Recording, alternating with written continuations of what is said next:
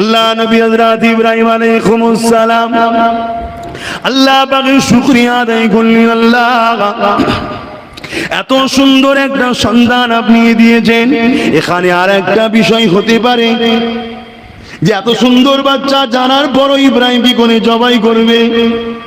যে বাচ্চাটা আল্লাহর জন্য এত প্রেমিক তাকেই আবার জবাই করতে হবে, এটা একটা বড় পরীক্ষা ভাই। হযরত ইব্রাহিম আলাইহিস সালাম স্ত্রীকে বললেন বাচ্চাকে সাজিয়ে দাও। সাজিয়ে দেওয়া হলো, সাথে করে নিয়ে রওনা দিলেন, মিনার দিকে যেতে লেগেছেন। এমন সময় ইবলিস শয়তান এসে আম্মা জান হাজেরাকে ধোঁকা দিতে লেগেছে। এ হাজেরা, তুমি কি জানো তোমার স্বামী তোমার বাচ্চাকে কোথায় নিয়ে গেছে? এটা তো আমার জানার প্রয়োজন নয়, কেননা সে তো তার আব্বা হয়, সে কোথায় নিয়ে যাবে আমি কেন জানতে চাইবো? এ হাজেরা, তুমি শোনো, তোমার বাচ্চাকে ইব্রাহিম জবাই করতে মিনায় নিয়ে যাচ্ছে, কেননা তোমার স্বামী ধারণা হলো আল্লাহ পাক নাকি তোমার বাচ্চাকে তার রাস্তায় কুরবানি করতে বলেছে। আম্মা জান হাজেরা কি উত্তর দিয়েছিলে? আম্মা জান হাজেরা বলেছিলে পৃথিবীতে অনেক বাচ্চা রয়েছে, কারো বাচ্চাকে আল্লাহর পছন্দ নয়, হাজেরার বাচ্চাকে আল্লাহ পাকের পছন্দ হয়। এতে হাজেরা বড় নিজেকে সৌভাগ্যবান মনে করে।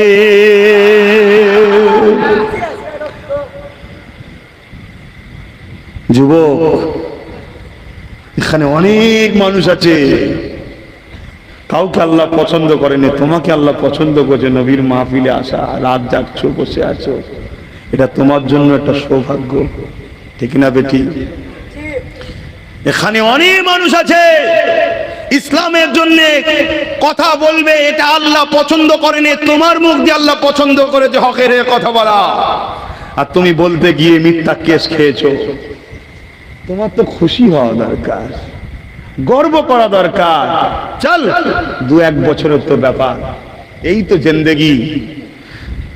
আল্লাহ হয়তো আমাকেই পছন্দ করেছেন, তার দিনের জন্য বলতে গিয়ে আমি বিপদে পড়েছি, তার দিনের জন্য কাজ করতে গিয়ে আমার উপরে চাপ এসেছে, তার দিনের জন্য কথা বলতে গিয়ে, রসুলের হয়ে কথা বলতে গিয়ে, আন্দোলন করতে গিয়ে, রসুলের হয়ে প্রতিবাদ করতে গিয়ে আজ আমার নামে কেস হয়েছে। খুশিও আদায় করা দরকার। তো চলো, আল্লাহ যদি রোজ লাতি জুতো খেয়ে জান্নাত দেয়, তো লাতি জুতো খেয়ে জান্নাত দিতে রাজি নয়। হিসাবটাকে এইভাবে নাও। যদি তোমার মাকসাদটা হয় আল্লাহর জন্য, তাহলে তোমার কোন কাজে বাধা হলে জানবে তোমার পরীক্ষা ছাড়া অন্য কিছু নয়। তোমার মাকসাদটার উপরে সবচেয়ে বড় জিনিস, তোমার মাকসাদটা কি? তোমার মাকসাদ যদি খারাপ হয়, তোমার যদি হাজারো রাস্তা খুলে যায়, জানবে আমার আল্লাহ তোমাকে হয়তো দুনিয়াতেই সব দিয়ে দিচ্ছে, আখিরাত জিরো করছে। অনেক জায়গায় বলেছিলাম, আপনারাও শুনেছেন কি জানি না, তারপরেও বুঝাবার জন্য একটা ছোট্ট কথা বলছি, বাস্তবিক কথা এটা। এক ব্যক্তি কোনো কারণে ফজরের নামাজ বিনা উজুতে একদিন পড়েছে। পড়ার পরে তার মনটাই সারাদিন বড় চিন্তা, যে বিনা উজুতে নামাজ পড়ে ফেললাম, হয়তো আমি আযাবের শিকার হয়ে যাবো, আমি বিপদে পড়ে যাবো, আমার কোনো ক্ষতি হবে। সন্ধ্যা হয়ে গেছে, রাত হয়ে গেছে, ঘুমিয়ে পড়েছে, কোনো ক্ষতি হয়নি। ওই রাত্রিরে সংসার জীবনে ওই রাত্রে ঘুমিয়ে পড়েছে, কোনো ক্ষতি হয়নি। পরের দিন উঠেছে, ইচ্ছা করে সেদিন আবার উজু করেন। শুনছেন, প্রথম দিনে উজু করার পরিস্থিতি ছিল না, প্রেস্টিজ ম্যাটারের ব্যাপার ছিল, দাঁড়িয়ে গেছে, নামাজ পড়ে নিয়েছে, কিন্তু ইচ্ছা করে সেটা নয়, এটা নাচারে হয়েছে। কিন্তু আজকে আবার সে ইচ্ছা করে করেছে, করার পরে ভাবছে না, কালকে না হয় অন্য একটা ব্যাপার ছিল, আজকে তো ইচ্ছা করে করে ফেলেছে, আর রেহাই আমার নাই। আজকেও সারাদিন গেছে বড় ভয়ে ভয়ে টেনশনে কাটছে, কখন না আসমান থেকে কিছু এসে আমার উপরে আযাব হয়, কিছু ক্ষতি না হয়ে যায়, এই না আমার শরীরে কোনো প্যারালাইসিস হয়ে পড়ে যায়, নানা রকম টেনশন। রাত হয়েছে, আবার ঈশার নামাজ পড়ে ঘুমিয়ে পড়েছে, কিন্তু দেখছে কই তো কিছু হলো না। তো পরের দিন ওই রাত্রিরে পরিবারের কাছে গিয়েছিল, গোসল ফরজ হয়েছিল, বাকিটা সব বুঝতে পেরে গেছেন, গোসল না করেই নামাজ পড়েছে।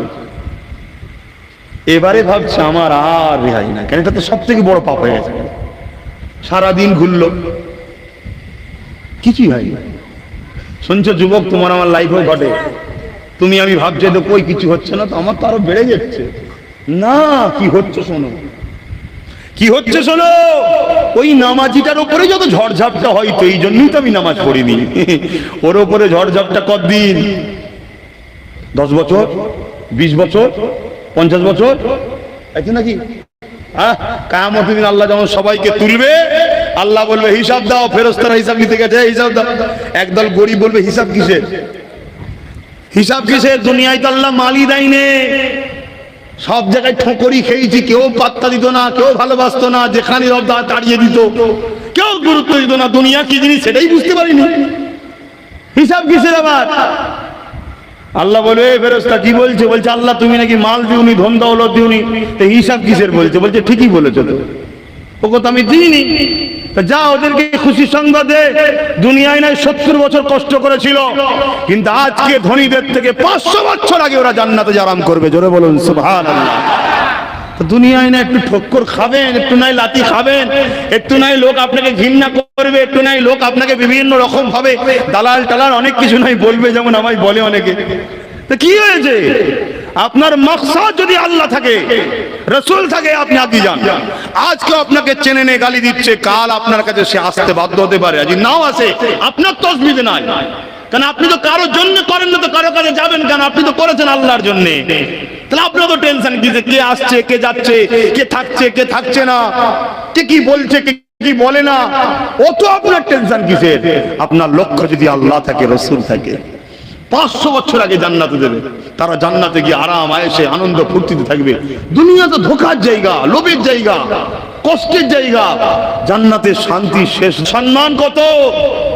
আহা, জান্নাতের হুরেরা, জান্নাত গাছপালা ফল অপেক্ষায় আছে যে কোন তুমি আসবে আমায় খাবে। জোরে বলুন সুবহানাল্লাহ। তো ভাইরা আমার, তো ওই সময়তে আল্লাহ পাক তাদেরকে আগে জান্নাতে দেবে। তো দুনিয়ায় যদি আমার আল্লাহ আব্বাস সিদ্দিকীর জন্য এই সিস্টেম করে দেয় যে হারা তোকে আমি দুনিয়ায় কিছুদিন কষ্ট দেবো, লোকের কাছে একটু বেইজ্জতি করব, তোর নামে কিছু মিথ্যা কেস হবে, তোকে কিছু লোক গালিগালাজ করবে, তোর আপনজনরা তোর বিরোধী করবে, তোকে যারা ভালোবাসবে একদিন তারা তোর পিছনে ধোঁকা দেবে, নানা রকম হবে, তোর উপরে টর্চার হবে, তুই আমার জন্য করতে যাবি, নানা রকম বাধা আসবে, কিন্তু এই সবের বিনিময়ে আব্বাস তোকে আমি জান্নাত দেবো।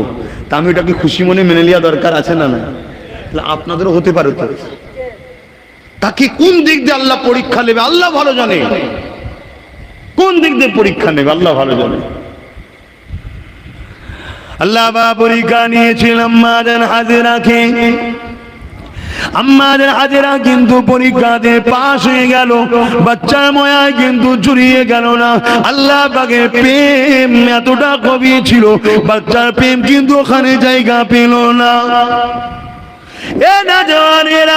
এমন সময় ইবলিস শয়তান দেখতে লাগলো কি করে ইব্রাহিমকে রুকা যায়। প্রেমের পরীক্ষা থেকে হযরত হাজেরা কাছ থেকে সারা বড় আম্মার কাছে চলে গেলেন। উনাকে যে বলতে লাগলে আপনার স্বামী এই করতে লেগেছে। আম্মা জান সারা একটাই কথা বলেছিলে, আমরা সবাই তো আল্লাহর জন্য আল্লাহর দিকে ফিরে যেতে হবে, আল্লাহ যাতে রাজি আমরা যাতে রাজি।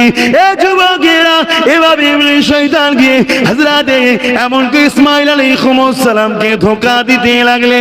ইসমাঈল আলাইহিস সালাম বলেছিলেন, এই ইবলিস দূর হয়ে যা, আমাকে আমার আল্লাহ পাক সব বলেছে, আমি খুশি মনে আল্লাহ পাকের প্রেমে নিজেকে কুরবানি হতে এসেছি। ইব্রাহিম সাল্লাম নিয়ে গেলেন, অনেক বড় কথা সংক্ষেপ করে মিনার ময়দানে চলে গেলেন। হুজুরকে শুইয়ে দিলেন, ছোট্ট বাচ্চাকে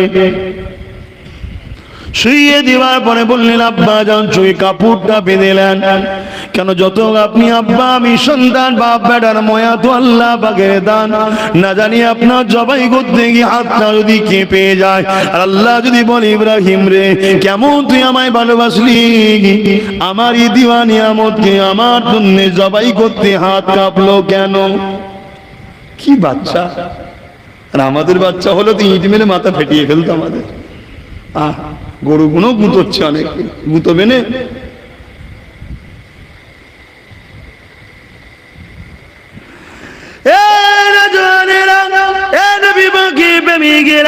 হযরত ইব্রাহিম সাল্লাল্লাহু তরোয়াল চালিয়ে দিলেন, চোখটা বেঁধে দিয়ে তরোয়ালকে আল্লাহ পাক হুকুম করে দিল চলবি না, তরোয়ালের ক্ষমতা নাই, বাচ্চা ইসমাইলের গলাতে চলবে। এমন সময় ইব্রাহিম নবী চোখের কাপড় খুলে দিয়ে তরোয়ালটাকে একটা পাথরে আঘাত করলো, দেখলো পাথরটা দুটুকরো হয়ে গেল। এমন করে ধার যে নাই তা নয়, ধার তো অনেকটাই রয়েছে। তারপরে এমন করে ইসমাইল আলাইহিস সালাম বলতে লেগেছে, আব্বা আমার হাত পাটাকে আপনি বেঁধে দিন, না জানি জবাইয়ের কষ্টটা কতটা কষ্ট, ওই সময় যদি পাটা ছড়তে যে আপনার গায়ে লেগে যায়, না জানি বিয়াদবিটা হয়ে যেতে পারে, পাটা বেঁধে দেন। পাটা বেঁধে দিয়া হলো, আবার জবাই শুরু করা হলো। কিন্তু আল্লাহ হুকুম করে দিয়েছে আমার ইসমাইলের গলায় চলবে না, তরোয়ারের ক্ষমতা নাই, কি করে চলতে পারে, এই জন্য আবার কাটলো না। ইব্রাহিম নবী তরোয়ালটাকে এমন করে পাথরের উপরে আবার আঘাত দিল, পাথরটা দুটুকরো হয়ে গেল। ওই সময় ইসমাইল নবী আব্বা জানকে বলতে লেগেছেন, আব্বা জান আরেকটা কথা। কি কথা? আমার এমন করে পার হাতটা খুলে দেন। কেন রে বাবা? না, দুনিয়ার মানুষ বলতে লাগবে ইসমাইল তার আল্লাহকে এতটা ভালোবাসতে পারেনি যে হাত পা বেঁধে তার বাপ জোর করে জবাই করে দিয়েছে। যেমন আজকাল কিছু যারা সন্তান আমার নবী সম্বন্ধে বলছে, দেখছেন না, এরকম আছে না? নাই ভুলভাল বকবে তো, তাই আপনি হাত পা খুলে দেন, নাই বলবো বাপ জোর করে জবাই করেছে, খুলে দেন, খুলে দিয়েছে। এমন করে দ্বিতীয়বার যখন বিসমিল্লাহ আল্লাহু আকবার বলে যখন ছুরিটা চালায়, পশুর গলায় যখন ছুরি চালায়, আমরা দেখি কুরবানি পশু থেকে একটা আওয়াজ হয় কাটার, এবং রক্ত পিচকিতে পড়ে হাত মায় ভর্তি হয়ে যায়। ইব্রাহিম নবীর এমন করে বুঝতে পেরেছে জবাই হয়ে গেছে বাচ্চা, চোখে কাপড় বাঁধা, কিন্তু চোখটা খুলে আসমানে দিয়ে বলেছে আলহামদুলিল্লাহ, আল্লাহ আমি ইব্রাহিম পেরে গেছি আপনার পরীক্ষায়, নিজের বাচ্চাকে জবাই করে দিতে পেরে গেছি। ঘুরে দেখে না বাচ্চা দাঁড়িয়ে আছে, আল্লাহ বা একটা জান্নাতি পশুকে কুরবানি করে দিয়েছে। আমার আল্লাহ জানিয়ে দেয়, ইব্রাহিম রে তুমি তো প্রেমে পাস করেছো, কিন্তু আমি ইসমাইলকে নবী বানিয়েছি, ওকে আমি আল্লাহ কামিয়াবি দান করে দিয়েছি।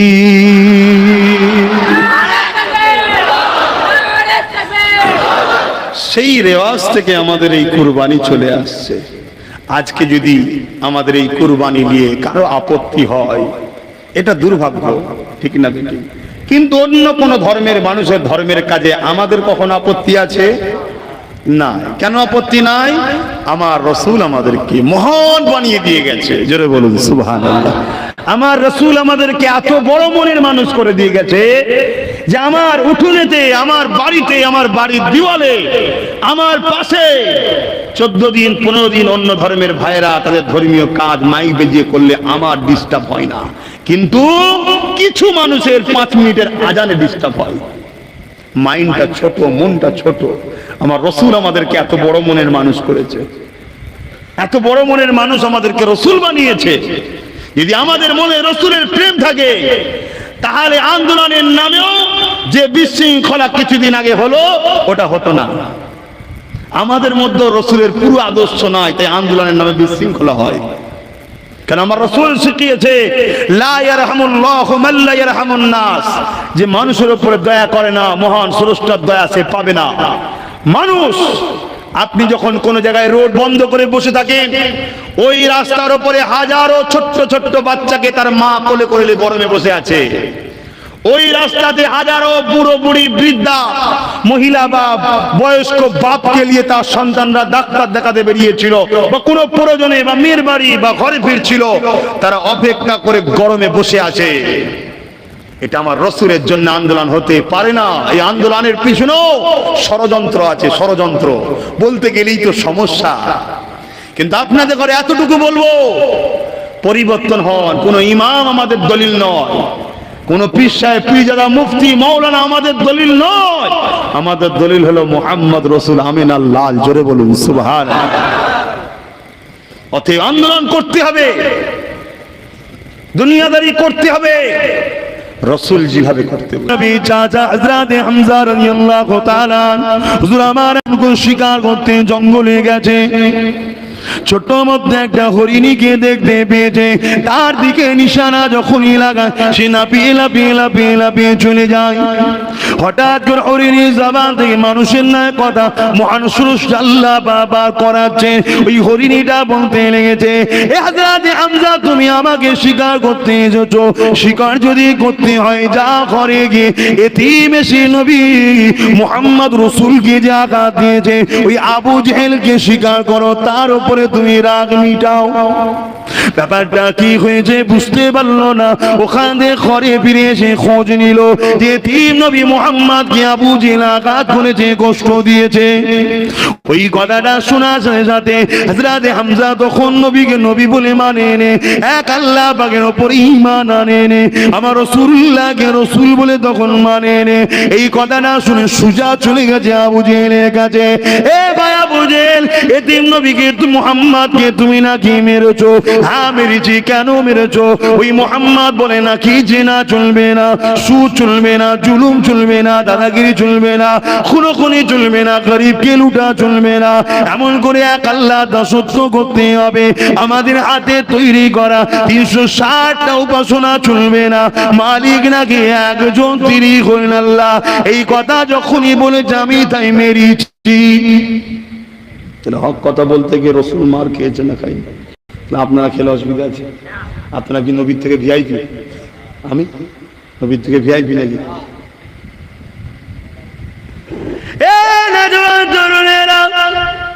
এমন সময় দেখা যায় হযরত হামজা আল্লাহ নবীর পক্ষ থেকে আবু জেহেলের মাথায় আঘাত করলো, মাথাটা ফাটিয়ে দিল। এটা ইসলামের কালচার নয়, এটা জাহিলিয়াত যুগের কালচার। যারা এক আল্লাহকে না মানত তাদের কালচার ছিল এটা। এটা আমার নবী কখনো বলে না। উপরন্তু কি হয়েছে দেখুন, হযরত হামজা যখন মেরে দিয়ে ফিরে এসেছে নবীর কাছে, মুহাম্মদ তুমি কেঁদো না, মন খারাপ করো না, তোমার আব্বা নাই আম্মা নাই তো কি হয়েছে, আমি তো রয়েছে, তোমাকে মারবে ছেড়ে তুমি, এটা হতে পারে না, আমি প্রতিশোধটা নিয়ে এসেছি। আল্লাহ নবী শুনে বলছেন কি করেছেন চাচা? না আমি আবু জেহেলকে মেরেছি। আল্লাহ নবীকে বলেছিলেন চাচা আমি বড় ব্যথা আবার পেয়ে গেলাম, কেন আমি মুহাম্মদ প্রতিশোধ নিতে আসিনি, আমি মুহাম্মদকে আল্লাহ মা আরসালনাকা ইল্লা রাহমাতাল লিল আলামিন করে পাঠিয়েছে। আপনি কেন প্রতিশোধ নিলেন ভাই? তোমাকে খুশি করার জন্য তো করলাম। আল্লাহ নবী বলেছিলেন চাচা আপনি যদি আমাকে প্রকৃত খুশি করতে চান তাহলে যিনি আপনাকে বানিয়েছেন তিনাকে মেনে নেন, পড়ে নেন লা ইলাহা ইল্লাল্লাহ মুহাম্মাদুর রাসূলুল্লাহ, আমি তাহলে বড় খুশি হব। সঙ্গে সঙ্গে আমার নবীর হাতে হাত দিয়ে হযরত হামজা এক আল্লাহ দাসত্ব স্বীকার করে নবীকে রাসূল বলে মেনে নিয়ে কলেমা পড়েছিলেন। এটা হচ্ছে রাসূলের আদর্শ। প্রতিশোধ লিয়া ইসলাম পছন্দ করে না। কিন্তু হ্যাঁ আর একটা কথা বলে যায় এখানে, কেন আমাদের ছেলেরা তো এমনি ওই কি বলে মুড়ির বস্তার মুখ খুলে রাখলে একদিন যেমন হয় তেমন মুড়ি টাইপের হয়ে গেছে। ওই জন্য একটু বলে দিচ্ছি, জান বাঁচানো কিন্তু ফরজ। সন্ত্রাসকে ইসলাম কখনো মাফ করে না, এটা মাথায় রাখবেন। সন্ত্রাসকে ইসলাম কখনো মাফ করে না। হ্যাঁ যদি সে ক্ষমা চেয়ে পরিবর্তন হতে চেয়েছে ইসলাম তাকে দায়িত্ব নিয়ে তার জায়গায় পৌঁছে দিবার কথা বলেছে। জোরে বলুন সুবহানাল্লাহ। কিন্তু তোমায় কেউ যদি আঘাত করতে আসে জান বাঁচাবার জন্য তুমি প্রতিরোধ করতে গিয়ে যদি বদর হয়ে যায় কিছু করার নাই, ওটা শরিয়াতে জায়েজ। চলে বলুন সুবহানাল্লাহ। কেন বদরটা রাসূল করেনি, আবু জেহেল 1000-এর উপর সৈন্য নিয়ে আগিয়ে এসেছিল জুলুম করতে, হত্যা করতে, নির্যাতন করতে, প্রতিরোধ করতে গিয়েছিলেন রাসূল। কেন মা বেটিদের ইজ্জত বাঁচাতে হবে, সেটা একটা আকার নিয়েছিল বিশাল। এটা শরিয়াতে জায়েজ। জোরে বলুন সুবহানাল্লাহ। আপনাদের মনে হচ্ছে অসুবিধা হচ্ছে? হ্যাঁ হচ্ছে। আমার ভাই আছে আর একজন, তাই তো এসে গেছে। তাহলে আমার ফুফুতো ভাই হযরত মাওলানা মোহাম্মদ মুন্নাফউদ্দিন ভাইজান, আমার ফুফুতো ভাই, তিনি আছেন। তিনি শেষ নাকি? সংক্ষেপে তিনিও বলবে, কেন রাত তো বেশি করলে আবার হবে না। দরুদ শরীফ আল্লাহুম্মা সাল্লি আলা সাইয়্যিদিনা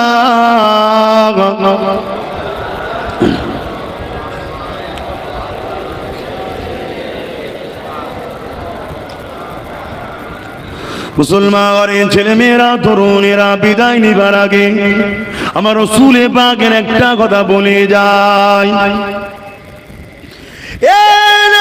তরুণেরা অবশ্যই কুরবানির মাস চলছে।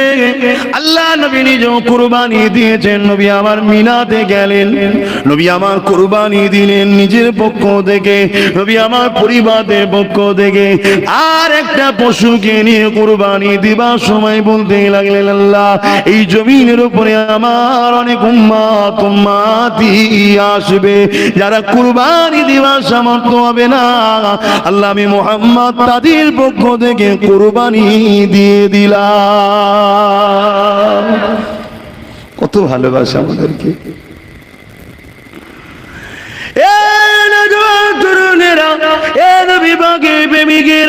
সেই নবীকে ভালোবাসো, সেই নবীর কথা মেনে চলো, সেই নবীকে মডেল বানান, সেই নবীর দিকে আগে আসুন যিনি তামাম জিন্দগিটা তোমার আমার জন্য আল্লাহ পাকের কাছে কেঁদেছে, তিনি তামাম জীবনটা তোমার আমার নাজাতের জন্য আল্লাহ পাকের কাছে কেঁদেছে।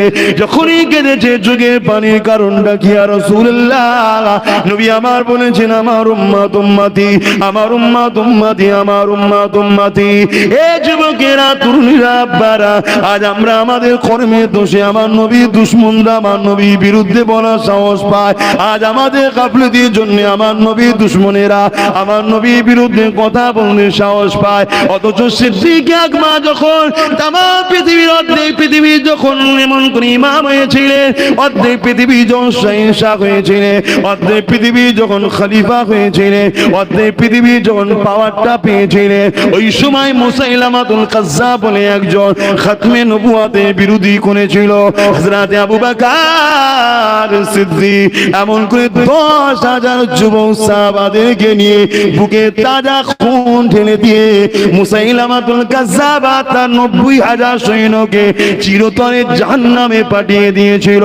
আজ আমরা এমন করে চলছি দুনিয়া জমিনে, আমাদের চালচলন ওঠা বসা কথাবার্তা সব কিছুই রাসূল ইসলামের বিরোধী হতে লেগেছে।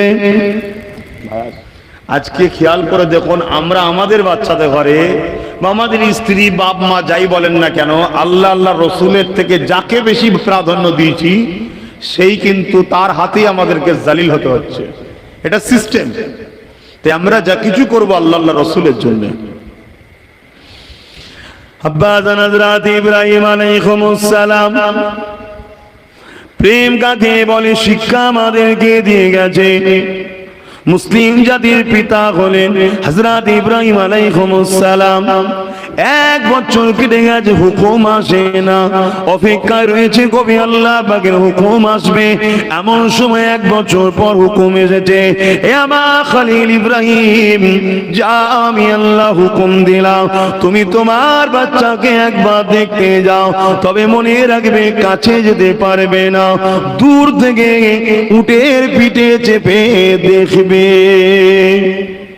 কি পরীক্ষা দেখুন, আল্লাহ আমাদেরকে পরীক্ষা নেবে না নেবে না, তবে আমাদেরকে এত কঠিন নেয়নি, সামান্য একটু একটু নেয়, এতেই আমরা পেরেশান। আব্বা জান হযরত ইব্রাহিম আলাইহিস সালাম এই হুকুমটা পাওয়ার পরে উঠে ফিরে যাবে হুজুর আমার রওনা দিয়ে দিলেন। দূর থেকে দেখতে লেগেছে হযরত ইব্রাহিম আলাইহিস সালাম নিজের বাচ্চাকে, 1 বছরের বাচ্চা ইসমাইল আলাইহিস সালামকে দেখে, জানটা বড় ছিঁড়াছিঁড়ি করে। কতটা দোয়া চাওয়ার পরে এতদিন পরে আল্লাহ পাক একটা সন্তান দিলেন। হুকুম আল্লাহ রেখে আসতে হবে, রেখে এসেছি। 1 বছর পর যদি বেশি কাছে যাওয়ার হুকুম নাই, যেতে পারবো না এবং বেশি গুণ থাকতে পারবে না। আওয়াজ এসে যায়, ইব্রাহিম রওনা দাও। আবার আব্বা জান দেরি না করে আল্লাহকে খুশি করার জন্য আবার হুজুর আমার ফিরে আসলে।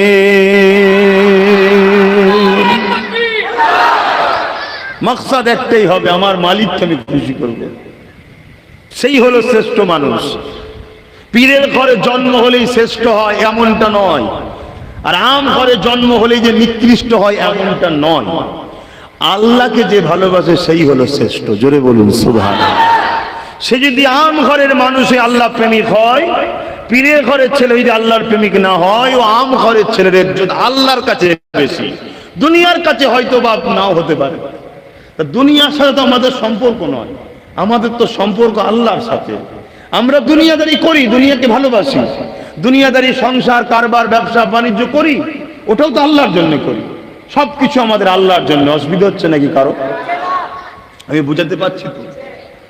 অতএব বুঝুন, স্ত্রীকে ভালোবাসতে হবে কিন্তু আল্লাহর জন্য, মা বাপকে ভালোবাসতে হবে আল্লাহর জন্য, সন্তানকে ভালোবাসতে হবে আল্লাহর জন্য।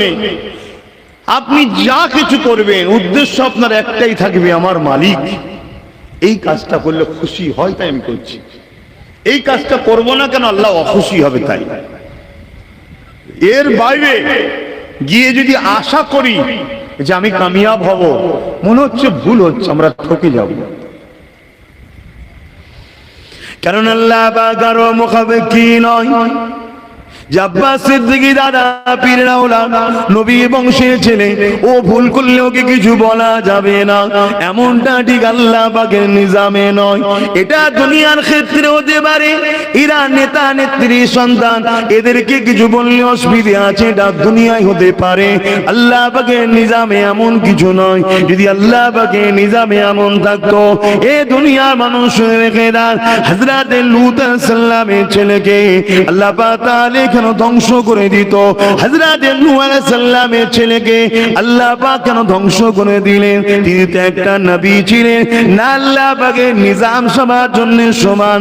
তবে হ্যাঁ, যদি কেউ অন্যায় করার পরে আল্লাহ পাকের ক্ষমাটা চেয়ে নেয়, মাথাটা নত করে দেয়, নিজের ভুলের জন্য অনুতপ্ত হয়, আল্লাহ অন্যায় করে ফেলেছি, আল্লাহ ভুল করে ফেলেছি, খাতা হয়ে গেছে, আল্লাহ আল্লাহ হালকা বয়সে গান শুনে ফেলেছি, আল্লাহ হালকা বয়সে জেনা করে ফেলেছি, আল্লাহ হালকা বয়সে সারা পান করে ফেলেছি, আল্লাহ হালকা বয়সে রক্তের গরমে এমন এমন করে পাপ কাজগুলো করে ফেলেছি। পৃথিবী যখন ঘুমিয়ে থাকে, নিরিবিলি নির্জনে যদি মাথা নত করে চোখের কোনা দিয়ে সামান্য পানি বার করে দিয়ে যদি তুমি আমি মালিকের কাছে কাঁদতে পারি, এ নওজোয়ান তরুণীরা, মারা বোনেরা, বাপেরা, অবশ্যই মালিক তিনি দয়াময়, অবশ্যই সেই মানুষগুলোকে ক্ষমা করে দেয়।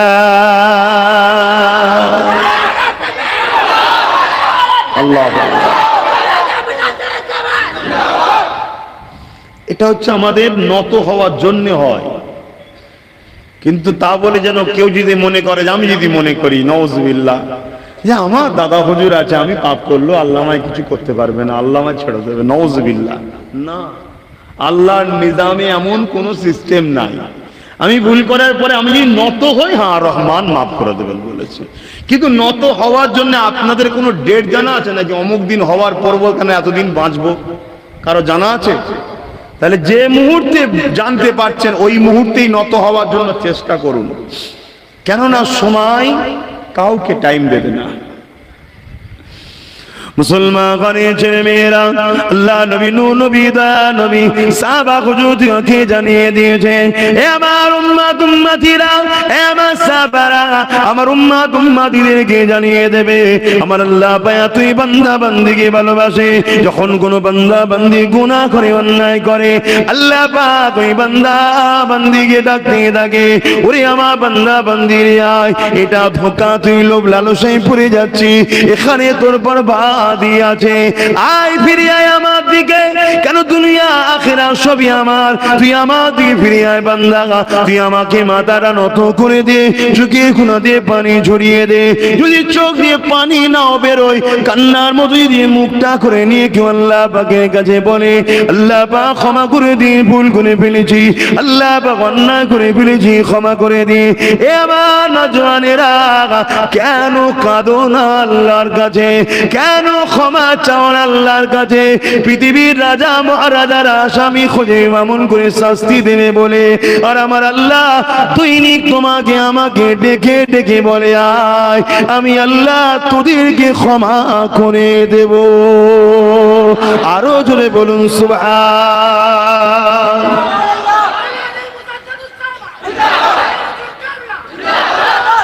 আল্লাহ। কেন আমার ভাইয়েরা কাঁদো না? আল্লাহর কাছে কাঁদবে যারা। কাঁদো অবশ্যই তারা ভালো। ভুল মানুষের হয়, তাই তো আল্লাহ বলেছেন যে আমি তোদেরকে মাফ করব। যদি ভুল না আমরা করতাম তাহলে মাফটা কে করবেন? কিন্তু যারা কাঁদে না, আল্লাহর কাছে ক্ষমা চাই না, আফসোস তাদের জন্য। চেষ্টা করো, যদি কান্নার মতো চোখ দিয়ে পানি নাও আসে, কান্নার মতো মুখ করো। নিরিবিলি নির্জুমে তাহাজ্জুদের নামাজ পড়ে কখনো কখনো কাঁদো, বা ঈশার নামাজ পড়ে সবাই ঘুমিয়ে পড়ল, সবাই মসজিদ থেকে বাইরে হয়ে যায়, তুমি একটু লেটে বাইর, বা ঘরে এসে নফল সুন্নাত পড়া বেশি সওয়াব। মসজিদের থেকে ঘরে নফল সুন্নাত পড়লে বেশি সওয়াব। কেন? ঘরকেও নামাজের আবাদ করতে হয়, কিন্তু ফরজ নামাজ মসজিদে জামাতের সঙ্গে পড়লে একা পড়ার থেকে 27 গুণ সওয়াব বেশি। জোরে বলুন সুবহানাল্লাহ। তোমরা যারা মোবাইল করছো, তোমরা ওয়াজ কি করে শুনবে ভাই? মোবাইলগুলো রেখে দিও, ওয়াজ শুনো, তবে মাইন্ডটা ঠিক থাকবে। না ওখানে কোথায় মেসেজ এসছে, সমস্যা হচ্ছে, তোমাদের মন ছটফট করছে। আখিরি জামানা ভাই, দাজ্জালের ফিতনা শুরু হয়ে গেছে। আল্লাহ নবী বলেছে দুনিয়ায় সব থেকে ভয়ানক ফিতনা হলো দাজ্জালের ফিতনা। সব থেকে ভয়ানক ফিতনা দাজ্জালের, সেই ফিতনা শুরু হয়ে গেছে। ইমানদাররা তারা তাদের বাচ্চাদের ঘরে, তাদের মেয়েদের ঘরে জাহান্নাম থেকে বাঁচাতে পারবে না, রুখে রাখতে পারবে না। এমন একটা ফিতনার সময় এসে গেছে, হাজারো চেষ্টা করার পরও তারা জাহান্নামের দিকে চলে যাবে। তো সেই একটা সময় যখন তোমরা একটা মাহফিলে জমায়েত হয়েছে, তার লক্ষণটা ভালো, খারাপ না। একটু মন দিয়ে শোনো, দুটো আল্লাহর কথা শুনে যদি দিলটা তো তোমাদের ভেতরে ভেতরে একটু মহব্বত টান হয়, আমার জানার দরকার নেই, আমাকে দেখাবারও দরকার নেই। সব তিনি সব দেখছে, সব জানছে, তোমার মনের মধ্যে কি হচ্ছে সব তিনি জানেন। আমার মনের মধ্যে কি হচ্ছে সব তিনি জানেন। তিনি যদি খুশি হয়ে যায় তা আবার কে তোমায় রুখবে? সব তো তিনার। আহা, তবে হ্যাঁ, আলেমদের সঙ্গে থাকলে লাভ আছে। কেননা আলেমরা হলো নবীদের ওয়ারিস, আল উলামা ওয়ারাসাতুল আম্বিয়া। আর এক রাতে আল্লাহ নবী জানিয়ে দিলেন, কিয়ামতের দিনে আল্লাহ আওয়াজ দিয়ে বলে দেবে, আলেমদের সম্বন্ধে ঘোষণা দেবে, হিসাব নিকাশ হতে লাগবে। জান্নাতীরা জান্নাতে চলে যাবে, জাহান্নামীরা জাহান্নামে চলে যাবে। কিন্তু আল্লাহ পাকের আরশের আজিমের নিচে একদল বান্দারা দাঁড়িয়ে থাকবে। এ নজওয়ান তরুণেরা, আল্লাহ পাক ওই সময় ফেরেশতারা জিজ্ঞাসা করতে লাগবে, আল্লাহ পাকের বান্দারা তোমাদের কি হিসাব নিকাশ হয়নি?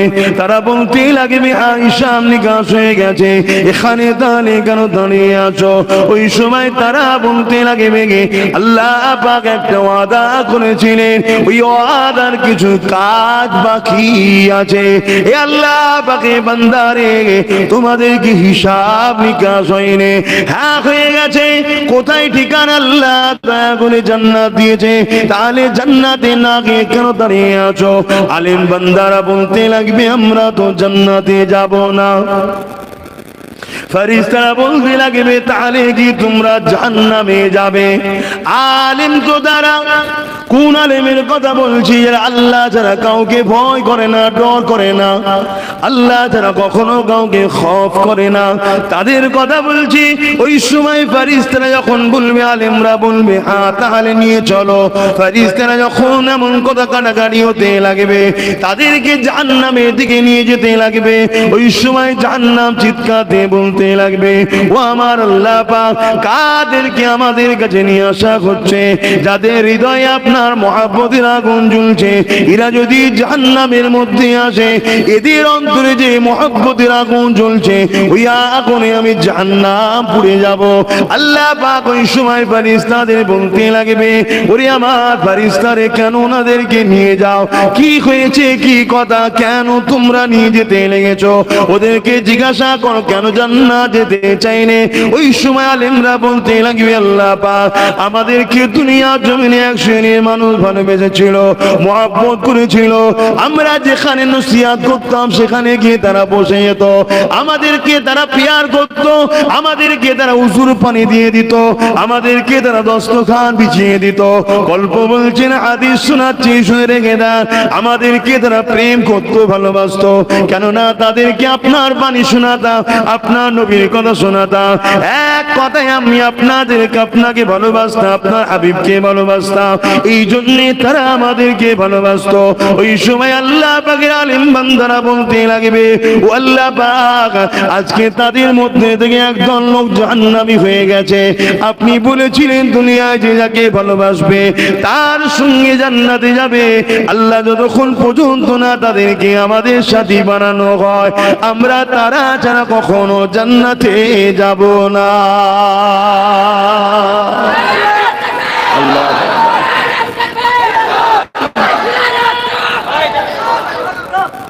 অবশ্যই খুশির কথা শুনে তাকবীর দেওয়া, সুবহানাল্লাহ বলা, এটা অবশ্যই ভালো জিনিস।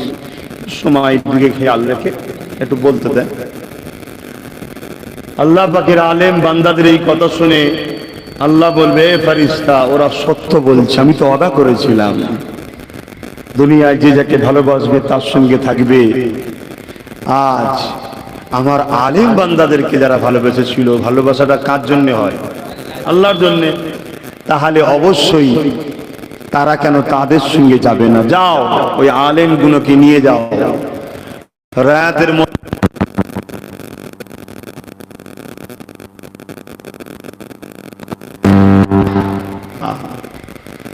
আলেমদের সঙ্গে উঠা বসা করবেন। তবে এটা কোন আলেম? এক কথায় আল্লাহর কুদরতি দরবারে যারা আলেম, তারা এলেম শিক্ষা অর্জন করলেই তো দুনিয়ার লোক আলেম বলে। কোরআন হাদিসের জ্ঞান থাকলে আলেম বলে না। কোরআন হাদিসের জ্ঞান থাকলে দুনিয়ার মানুষের কাছে আলেম হওয়া যায়, আল্লাহর কাছে আলেম হওয়া যায় না। আল্লাহর কাছে আলেম হলো সেই বান্দাটা যে কোরআন হাদিস এবং সবকিছু তার উদ্দেশ্য থাকবে আল্লাহ। সোহবতে যারা বসবে, তাদেরকে পিয়ার করবে, তাদেরকে ভালোবাসবে, আল্লাহ তাদের সাথে তাদেরকে হাসর নাসর করবে। আমার বলতে বাধা নাই, আলহামদুলিল্লাহ। আমার 5 হুজুর পীর কেবলা ইনশাআল্লাহ আমার ঈমান বলছে তারা এই ধরনের আল্লাহ ওয়ালা আলেম ছিলেন। জোরে বলুন। আমরা হতে পেরেছি কি জানি না, তবে দোয়া করেন আল্লাহ যেন আমাদের বড় হওয়ার তৌফিক দেন। বলুন আল্লাহুম্মা আমিন। বুঝতে হবে, আবেগে ভাসলে হবে না, বুঝতে হবে, মানার মতো মানতে হবে। তাদের উদ্দেশ্য একটাই থাকবে আলেমদের, যে আল্লাহর বান্দাগুলোকে, আল্লাহর দাস দাসীগুলোকে আল্লাহ চিনানো, রসুল চিনানো, আল্লাহর রাস্তা দেখানো, রসুলের রাস্তা দেখানো। এবারে আপনাদের কারো কারো মনে ডাউট হতে পারে, তাহলে ব্যবসার বিষয়ে কি আলেমরা বলবে? অবশ্যই আলেমরা বলবে। আপনার সংসার বিষয়ে আলেমরা বলবে, আপনার লাইফের প্রত্যেকটা বিষয়ে আলেমরা বলবে। কেন? রাসূলের পাক সাল্লাল্লাহু আলাইহি ওয়াসাল্লাম বলেন প্রতিটা বিষয়ের জন্য মডেল। জোরে বলুন সুবহানাল্লাহ। তবে তাদের মত বলবে না, তারা রাসূলের কথাটাকে বলবে। আজও সমাজে বহুত আলেম আছে, দেখুন তারা আল্লাহর জন্য কথা বলে না। দেখুন আপনারা তাকালে বুঝতে পারবেন তাদের কথার মধ্যে একই মুখে দুরকম কথা পাওয়া যায়। এর ভুল দেখলে অত্যাচার করে, ওর ভুল দেখলে কিছু বলে না, একই ভুল। এই সমাজে বহুত আলেম আমল রয়েছে, বহুত ইমাম উলামায়ে আমল রয়েছে। আর আল্লাহর জন্য যারা কথা বলবে তারা সবাই জন্য ওপেন কথা বলবে। তাতে নিজের পরিবারের আপনজন যদি বেজার হয়ে যায় তাতে কিছু যায় আসে না তাদের। কেননা জিন্দেগির মকসদ একটাই, আল্লাহকে ভালোবাসেন। من حب لله وعبد لله وعطى لله ومنع لله فقد استكمل الإيمان। محبت আল্লাহর জন্য, দুশমনী আল্লাহর জন্য, আত্মীয়তা আল্লাহর জন্য, বিচ্ছেদ আল্লাহর জন্য। এ যুবকেরা, তরুণেরা, বাপেরা, সবকিছুই আল্লাহর জন্য হবে। হযরত ইব্রাহিম আলাইহিস সালামের কথাটা বলছিলাম। হযরত নবী ইব্রাহিম আলাইহিস সালাম ঘরে চলে আসলে আবার পরের বারে আল্লাহ হুকুম দিলেন। এইভাবে 10 বছর চলে যায়। কম বেশি যাওয়ার পরে আল্লাহ বললেন, ইব্রাহিম এবারে তুমি যাও, তোমাকে আমি ইজাজত দিলাম, তুমি তোমার বাচ্চা পরিবারের সঙ্গে থাকবে, তাদের কাছে যাবে, তাদের সঙ্গে থাকবে। এইভাবে ইব্রাহিম আল্লাহ খুশি, আল্লাহ শুকরিয়া আদায় করে এমন করে চলে যেতে লাগলো। আম্মা হাজেরা এবং বাচ্চা ইসমাইলের সঙ্গে থাকতে লাগলে। রাত্রে যে ঘুমিয়ে পড়েছে, খবে দেখতে লেগেছে, ইব্রাহিম তুমি আমাকে কতটা ভালোবাসো, আল্লাহ বা সব থেকে আপনাকে বেশি ভালোবাসি।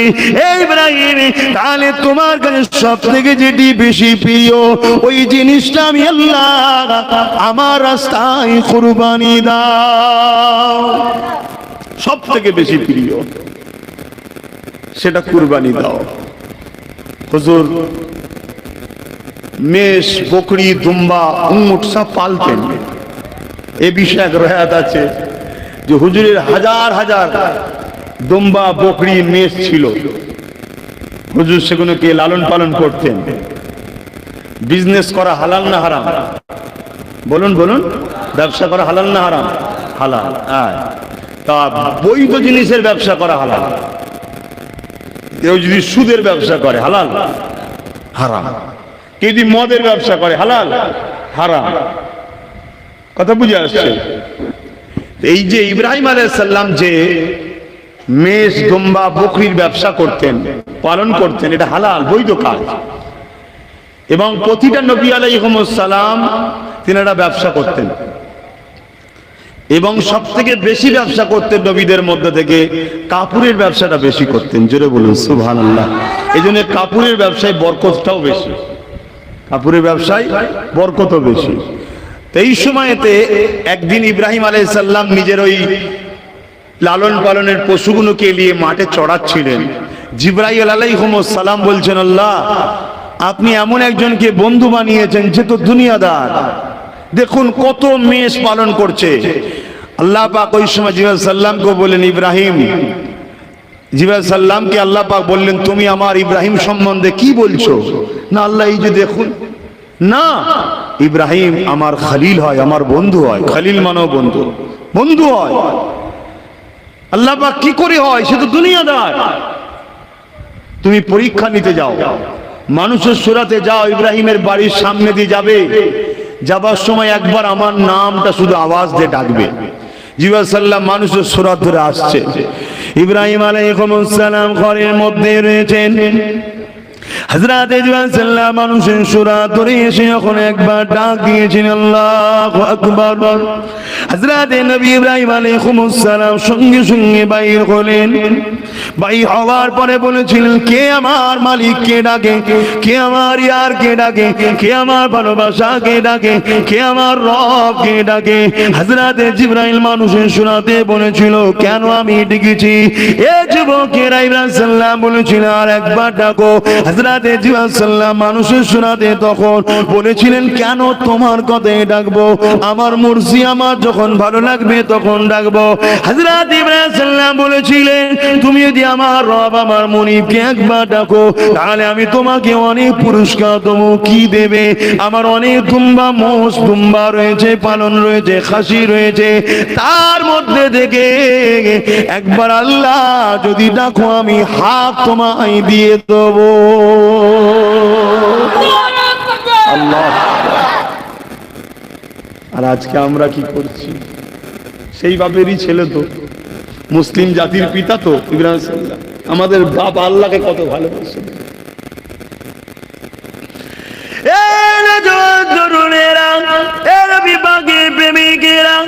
হযরত ইব্রাহিম সাল্লামের কথা শুনে হযরত ইব্রাহিম সাল্লাম অবাক হয়ে গেলেন। আল্লাহু আকবার বলে ডাক দিলে ইব্রাহিম সাল্লাম নিজে যত পশু ছিল তার মধ্যে থেকে আপ দিয়ে দিল। ওই পশুগুলোকে নিয়ে ইব্রাহিম সাল্লাম আগাতে লাগলে। এমন সময় আবার বলতে লেগেছে, আল্লাহ পাকের নামটা আর একবার ডাকতে থাকো।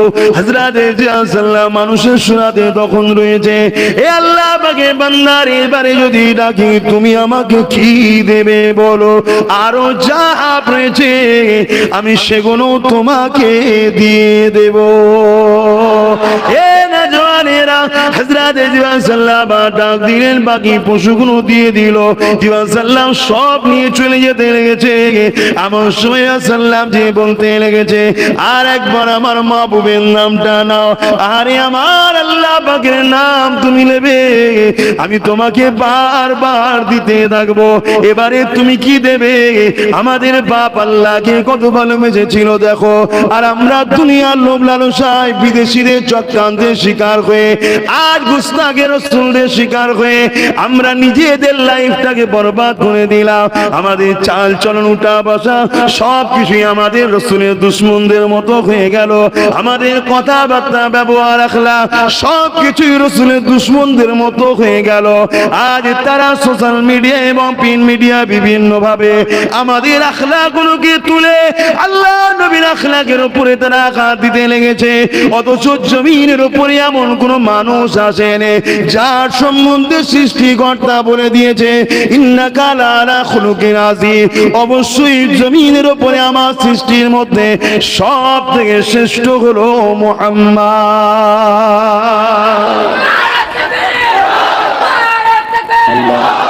সেই নবীর উম্মত আজ আমাদের আখলাক দেখুন কেমন। লোক আমাদের দেখে নবীকে ছোট বড় কথা বলছে। আহা, আমার রসুলের মাথায় যে নোংরা ফেলতো, সে বিমার রসুল তার যে সেবা করেছে। রসুলের রাস্তায় যে কাঁটা বিছাতো, সে বিমার রসুল তার গিয়ে সেবা করেছে। লড়াইয়ের ময়দানে হাজার হাজার লোক নিয়ে রসুলকে মারতে এসেছে যারা, মরুভূমি এলাকা, পানি নয়, পানির কুয়া নবীর কাছে লোক পাঠিয়ে দিয়ে নবীর কাছে পানি চেয়েছে। জানের দুশ্মনকে নবী পানি পান করিয়েছে। জোরে বলি সুবহানাল্লাহ। আর আজকে আমরা মায়ের পেটের ভাইকেও সুযোগ পেলে ছাড়ছি না, ওকে ঝরে দিতে পারলে সব জমিনটা পেয়ে যাবো। কত আমরা খারাপ হয়ে গেলাম। আসুন ভাবুন, আমরা বলবো, আপনারা শুনবেন, সুবহানাল্লাহ, আল্লাহু আকবার দিয়ে চলে যাবেন। বেকার বলবো না, কিছু নেকি পাবেন, কিন্তু নেকিটা নিয়ে যাবার জন্য পাত্রটাও দরকার। তো সেই পাত্রটা হলো মুহাম্মদ রাসূলের প্রেম, ঈমান। নিজের জন্য যদি পরিবর্তন না হন, মুহাম্মদ রাসূলকে আঘাত যেন কেউ না দিতে পারে, তার জন্য তো পরিবর্তন হয়।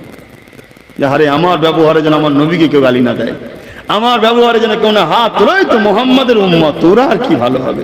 ওরা যদি এরকম হয়, নবী তাহলে এরকমই ছিল। নাউযুবিল্লাহ। আজ কিছু অবৈধ সন্তানের এসব কথা বলছে না, বলে না। আপনাদের কারো মনে খারাপ লাগে নাকি অবৈধ সন্তান বললাম বলে? আমার কথা নয় বাপ, কোরআনের কথা। কোরআন বলেছে পৃথিবীতে ওই মানুষগুলো শুধু রাসূলুল্লাহর বিরোধী করে যারা হলো জারজ সন্তান। বলো নাউযুবিল্লাহ। কারা? জারজ সন্তান যারা। কথা বুঝে আসছে? তারা ছাড়া অন্য কেউ রাসূলের গুস্তাখি করবে না। আল্লাহর কোরআন এটা। কোরআনের মধ্যে মিথ্যা আছে নাকি? কোরআনের মধ্যে মিথ্যা নাই তো। কোরআন তার প্রমাণ দিচ্ছে। ওয়ালিদ বিন মুগীরা, তাই তো নাকি? আমার রাসূলকে ছোট বড় কথা বলেছিল। সূরা একটা আল্লাহ নাজিল করে দিয়েছে, শত শেষ আয়াতে বলেছে জারজ সন্তান। মুফাসসিরিনরা এই আয়াতকে সামনে রেখে এবং রাসূলের আরো হাদিসকে সামনে রেখে তারা রায়াতে দলিল পেশ করে স্টাম্প মেরে সিগনেচার হয়ে গেছে। কি? পৃথিবীতে যত বড়ই পাপী হোক, হালাল সন্তান যদি হয়, মদ করুক, জিনা করুক, চোর হোক, ডাকাত হোক, খুনি হোক, মুহাম্মাদের সামনে গুস্তাখি করবে না। আর যেই হোক, যদি সে জারজ সন্তান হয়, সে রাসূলুল্লাহর সামনে গুস্তাখি করবে। এটা প্রমাণ। তাই আমরা মাহফিলে উঠে জারজ সন্তান দিলে আর বেশি কিছু বলতে চাইছি না। জারজ সন্তানকে চেনেন তো আপনারা? কারা? যারা রাসূলের সামনে, জোরে বলুন, গুস্তাখি করে। আর আল্লাহর সামনে গুস্তাখি করলে তাহলে কি হবে না? জারজ সন্তান হবে না? এরকম জারজ সন্তান আমার দেশে, আমার রাজ্যে আছে না নাই? আছে, থাকবে। এটা দুনিয়া, আল্লাহর দুনিয়া। এটা তোমার আমার তো নয়। এই দুনিয়ায় সবাই থাকবে, মানুষ থাকবে, কুকুর থাকবে, শুয়োর থাকবে, খিনজির থাকবে, বাঘ, ভাল্লুক, গাছপালা সব থাকবে, জারজ সন্তানও থাকবে। কিন্তু বিচারের ফয়সালা করবেন কে? আল্লাহ। কিন্তু জারজ সন্তানের সঙ্গে আমাদের সম্পর্ক রাখা কখনো সত্যি পারে না। আমরা রাখি না। আপনারা রাখেন নাকি? যদি ভুল ভ্রান্তি হয়ে যায়, তওবা করে ফিরে যান। আন্নাহাই আল মারউ মা মান হাব্বা, দুনিয়ায় যার সন্তানের সঙ্গে তো পরকালেও যার সন্তানের সাথে উঠতে হবে। হয়তো আপনি হালালি, আপনি গুস্তাখে রাসূল করেন না, কিন্তু যার সন্তানের সঙ্গে আপনার উঠা বসা, বন্ধুত্ব, আপন সহযোগিতা, হেল্প, ভালোবাসা, কিয়ামতের দিনে কিন্তু তার সঙ্গেই উঠতে হবে আপনাকে। কথা কিছু বুঝতে পারছেন? আর কিয়ামতের দিন প্রত্যেকটা দলের আমিরকে, লিডারকে, ইমামকে আল্লাহ আগে ডাকবে। তা আমাদের ইমাম দাদা হুজুরকে আগে ডাকবে, আর দাদা হুজুরকে ডাকার আগে ডাকবে সিদ্দিক আকবরকে, রাসূলুল্লাহ শ্বশুরকে প্রথম ডাকবে। এক রায়াতে আছে, সিদ্দিক আকবরকে দেখে আমার আল্লাহ এত খুশি হয়ে যাবে যে ওই রকম একটা বিচারের মাহফিল যেখানে সমস্ত নবীরাও নফসি নফসি করবে। যখন এই বিচার শুরু হবে, সিদ্দিক আকবরকে ডাকা হবে। সিদ্দিক আকবরের লাইফ স্টাইল আল্লাহ তো সবই জানে। যখন শুরু হবে, আল্লাহ এত খুশি হয়ে যাবে যে আল্লাহ পাক বিচারকে সহজ করে দেবে সবার জন্য। জোরে বলুন। কিন্তু মনে রাখবেন, সবার ছাড় আছে, দুই শ্রেণীর লোকের ছাড় নেই। এক, আল্লাহর সঙ্গে যারা গুস্তাখি করে, শরীক করে, শিরক শরীক করে। দ্বিতীয় হলো গুস্তাখে রাসূল যারা। আর এই দুটোর মধ্যে আবার মাফ করবেন, আল্লাহরই নিজাম এটা। যদি কেউ শিরক করে তাকেও হিদায়াতের আল্লাহ দেখায় আল্লাহ, কিন্তু গুস্তাখে রাসূলকে কখনো আল্লাহ হিদায়াতের রাস্তা দেখায় না। এটা আল্লাহরই সিস্টেম। কেন? আল্লাহ ভালোবাসে রাসূলকে, তাই। আর একটু বলবো না, দোয়া করে দেবো, অসুবিধা হচ্ছে না তো? কেন আমি অনেকদিন পরে জলসা করছি তো একটু কিছু অসুবিধা হবে। এটা রানিং হয়ে গেলে আবার ঠিক হয়ে যাবে। বাবেরা, নওজওয়ান তরুণেরা, হযরত ইব্রাহিম আলাইহিস সালামের কথা বলছিলাম। এ নওজওয়ানেরা, হযরত জিবরাইলকে যখন আবার বলে তুমি আবার আমার আল্লাহ পাকের নাম হযরত জিবরাইল মানুষের শোনাতে তখন কি দেবেন আপনি? আমি যদি আল্লাহ পাকের নাম নি, কেননা আপনার যা ছিল সবই তো দিয়ে দিয়েছে। আল্লাহ নবী হযরত ইব্রাহিম আলাইহিস সালাম কি বলেছিলেন শুনে, এ তুমি যদি আমার আল্লাহ পাকের নাম নাও, এই যে পশুগুলো তোমাকে তো দিয়ে দিলাম, এগুলো লালন পালন করার জন্য তো লোক লাগবে। আমি নিজেকে দান করে দেবো, তোমার সাথে চলে যাব, তোমার বাড়ি গিয়ে পশুগুলোকে লালন পালনের কাজে নিযুক্ত করে দেবো। আল্লাহকে কোনদিন এরা ভালোবেসেছে, একটা নবী হয়ে সমস্ত কিছু দিয়ে দিল আল্লাহর নামের ডাক শোনার জন্য, সরাসরি নিজেকেও দিয়ে দিতে লেগেছে। সেই ইব্রাহিম নবীকে আল্লাহ পরীক্ষা নিয়েছিল, এই ইব্রাহিম তোমার মহব্বতের জিনিসটা আমার রাস্তায় কুরবানি দিয়ে দাও। হযরত ইব্রাহিম আলাইহিস পরে দিন উঠে 100 দুম্বা কুরবানি দিয়েছিলেন। আবার দ্বিতীয় রাতে খাওয়া দেখতে লেগেছে, আবার পরের দিনে 100 কুরবানি করতে লেগেছে। ইখতিলাফ রয়েছে 300 বা 200 এমন করে কুরবানি করে দিয়েছিলেন। আল্লাহ পাক আবার দেখাতে লেগেছে। এই সময় লাস্টে বারেতে হযরত ইসমাঈলের খবর করে আল্লাহ পাক খবরের মধ্যে দেখাতে লেগেছে, ইব্রাহিম তোমার সাথে প্রিয় তো তোমার বাচ্চা, যার জন্য এত দোয়া চাইলে 90 বছর পরে সন্তান পেলে এবং জান্নাতি সন্তান নবী হবে, নবী সন্তান, সেই ইসমাঈলকে তুমি সবচেয়ে বেশি ভালোবাসো। এটা দেখার পরে পরের দিনেতে হযরত ইব্রাহিম আলাইহিস সালাম নিয়তটা করে নিলেন, আমি আমার আল্লাহর জন্য সব করতে পারি। আমার আল্লাহ যখন আমার বাচ্চাকে পছন্দ করেছে, আমি ইব্রাহিম দেরি করব না, আমি আমার বাচ্চাকেও আল্লাহর জন্য কুরবানি জবা করে দেব।